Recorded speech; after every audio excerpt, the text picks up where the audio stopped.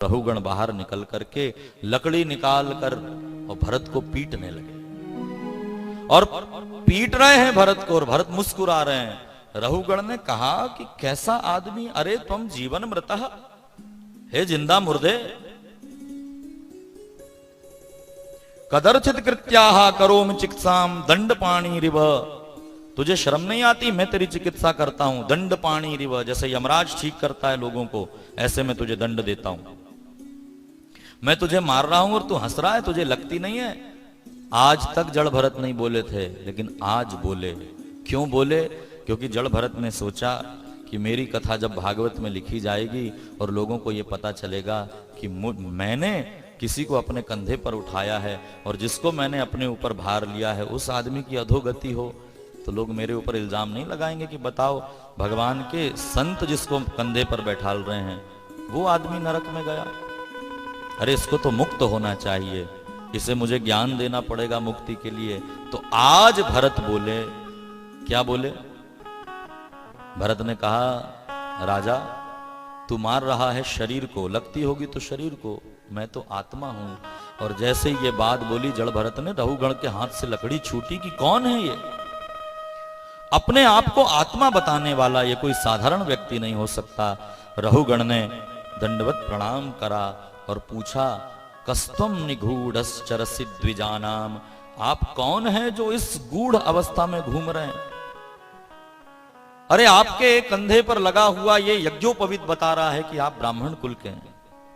महाराज कहीं आप वही कपिल भगवान तो नहीं जिनके आश्रम में ज्ञान लेने के लिए जा रहा हूं, मुझे ज्ञान देने आप आ गए? कौन हैं आप? भरत ने कहा तुम जानते हो उस देश का नाम भारत कैसे पड़ा? रहुगण ने कहा हाँ, हमारे यहां भरत नाम के राजा हुए हैं, उन्हीं के कारण। जड़ भरत ने कहा पुरा अहम भरतो नाम राजा, वो भरत नाम का राजा मैं ही हूं जिसके कारण देश का नाम भारत पड़ा। महाराज आप, लेकिन हमने तो सुना है कि आप अपने पिता के मार्ग पर जाकर सन्यासी बनके भगवत प्राप्त महात्मा बन गए थे। यही बताना चाहता हूं रहुगण कि वहां पर एक छोटे से मृग के बच्चे में मेरी आसक्ति हो गई और मेरे 3 जन्म खराब हो गए। तो भरत कह रहे हैं कि रहुगण ये यात्रा शरीर की नहीं है, मन की है। अपने मन को संभाल लो, सारा ज्ञान मन से है, मन से बंधन है, मन से मोक्ष है। दुख कहां पैदा होता है? जहां तुम्हारा मन लगा होता है। देखो सुख और दुख मन की उपज है, शरीर की नहीं है। शरीर में कष्ट होता है, दुख नहीं होता। जब कोई स्त्री मां बनती है तो उसके शरीर में कष्ट होता है लेकिन मन में आनंद होता है ना? मतलब क्या हुआ? मन में दुख और सुख होता है। मन का अटैचमेंट जहां पर है वहां से तुमको सुख और दुख प्राप्त होता है। सुबह सुबह चाय पीते हुए तुमने न्यूज पढ़ी कि बद्रीनाथ बस गई और बस वहां खाई में गिर गई, बहुत लोग मरे।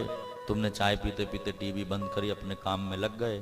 फिर फोन की घंटी बजी, तुमने फोन उठाया और किसी ने कहा कि सुनो वो जो बद्रीनाथ में बस गिरे ना उसमें तुम्हारे फलाने चाचा थे। अरे बाप, फिर तुरंत फोन घूमेगा, ये होगा वो होगा घर में। भैया न्यूज तो तुमको आधा घंटे पहले मिली, लेकिन वहां मन का अटैचमेंट नहीं था। तो जहां मन का अटैचमेंट होता है वहां से सुख और दुख की प्राप्ति होती है। भरत महाराज ने दिव्य ज्ञान का उपदेश दिया। साधु महात्माओं का ऐसा मानना है जैसे उस मृग के बच्चे की याद करके भरत मरे तो मृग बने, ऐसे ही वो मृग का बच्चा भरत की याद करते करते मना तो वही रहुगण बन करके सामने आया और दोनों को भगवान ने मिलाया और दोनों की मुक्ति हुई। बोलिए भागवत भगवान की जय।